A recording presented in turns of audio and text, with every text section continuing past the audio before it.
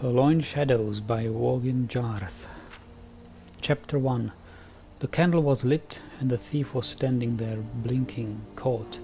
She was young, rather dirty, wearing ragged black clothes that were surely quite smart and expensive weeks ago when she had stolen them from one of the city's best tailors. The look of surprise slipped from her face, and she took on a blank expression as she put the gold back on the table. "What are you doing here?" the man with the candle asked, stepping from the shadows. "That's a stupid question," the girl replied, frowning. "I'm obviously robbing you." "Since nothing I have is missing," the man smiled, glancing at the gold on the table, "I would have to say that you aren't robbing me. Attempting to rob me, perhaps. The question I have is, why? You know who I am, I assume. You didn't just come in through an unlocked door." "I've stolen from everyone else. I've taken soul gems from the Mages Guild. I've robbed the treasury of the most secure fortress. I cheated the Archbishop of Julianos. I even pickpocketed the Emperor Pelagius at his coronation. I thought it was your turn." "I'm flattered," the man nodded. "Now that your ambition has been thwarted, what will you do? Flee? Perhaps retire?" "Teach me," the girl replied, a little grin finding its way unconsciously on her face. "I picked all your locks. I slipped past your wards. You designed them. You know how difficult that was for someone without training. I didn't come here for 6 gold pieces. I came here to prove myself. Make me your student." The Master of Stealth looked at the little girl burglar. "Your skill is not in need of training. Your planning is adequate, but I can help you with that. What is without hope is your ambition. You are past stealing for your livelihood. Now you steal for the pleasure of it, for the challenge. That's a personality trait which is incurable and will lead you to an early grave." Haven't you ever wanted to steal that which can't be stolen?" the girl asked. "Something that would make your name known forever." The master did not answer, he only frowned. Clearly I was fooled by your reputation, she shrugged and opened a window. "I thought you might want a willing accomplice on some great act of thievery which would go down in history. Like you said, my skill at planning is not adequate. I didn't have in mind an escape route, but this will have to do."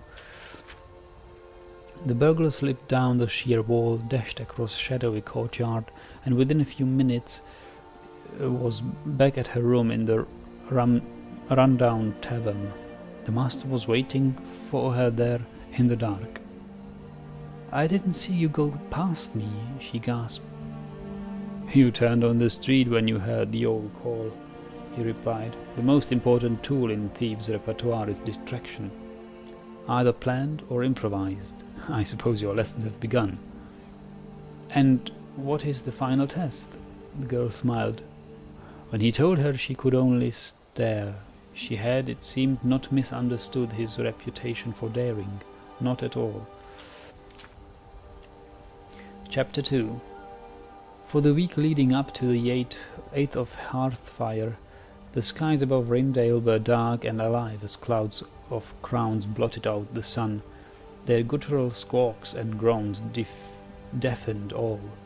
The peasants wisely bolted their doors and windows, praying to survival that most unholy of days.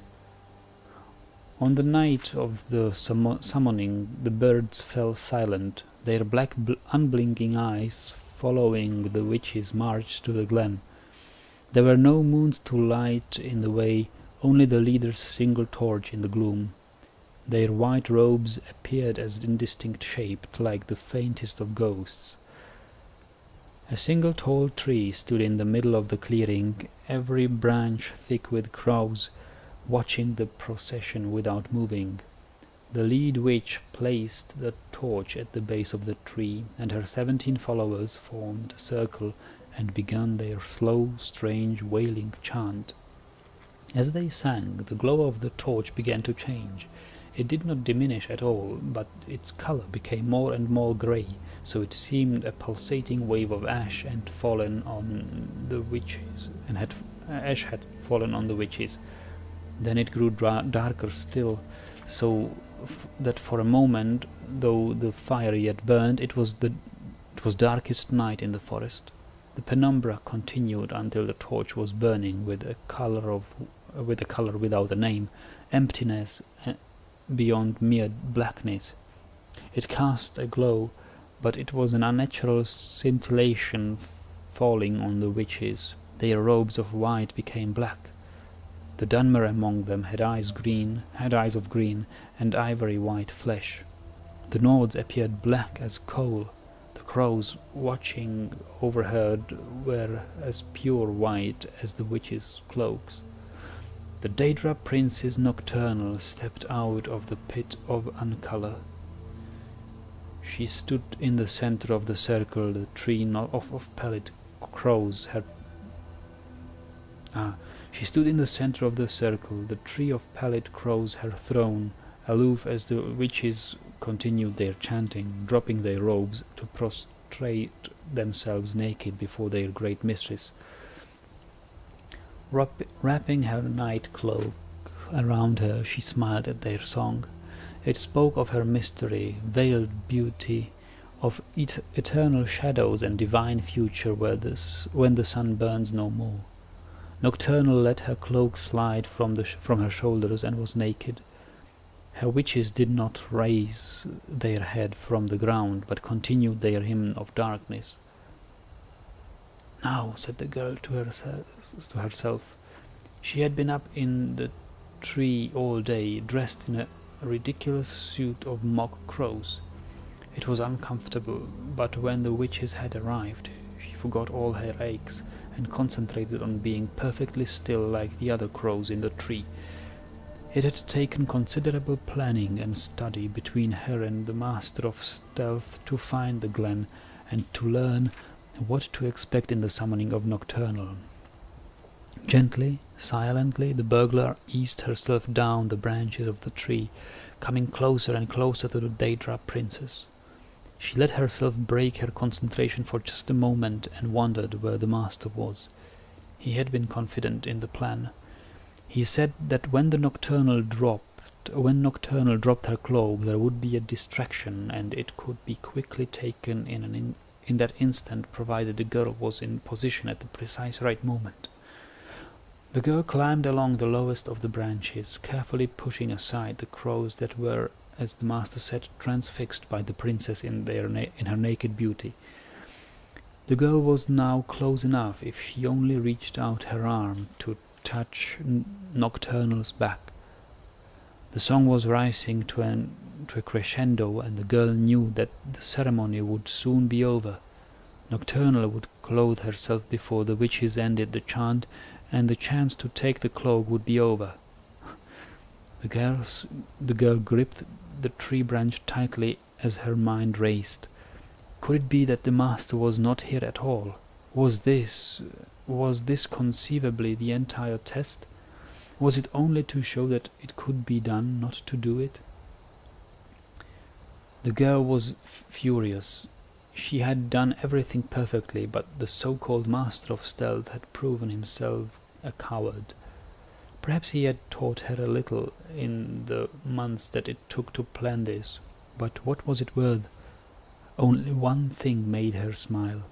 On that night when she had stolen into his stronghold, she had kept one single gold piece, and he had never suspected it. It was symbolic as stealing the cloak of Nocturnal in its way, proving that the master thief could be robbed. The girl was so lost on her mind that she thought she imagined it for a moment, when a man's voice yelled out from the darkness, "Mrs.!" The next words she knew she didn't imagine. "Mrs., a thief! Behind you!" The witches raised their heads and screamed, ruining the sanctity of the ceremony as they charged forward. The crows awoke and burst from the tree in an explosion of feathers and toad-like cries. Nocturnal herself whirled around, fixing the girl with her black eyes. "Who art thee who dares profane the princess hissed as the pitch shadows flew from her body, enveloping the girl in their lethal chill. In the last instant before she was swallowed alive by the darkness, the girl looked to the ground and saw the cloak was gone. And she answered as she understood.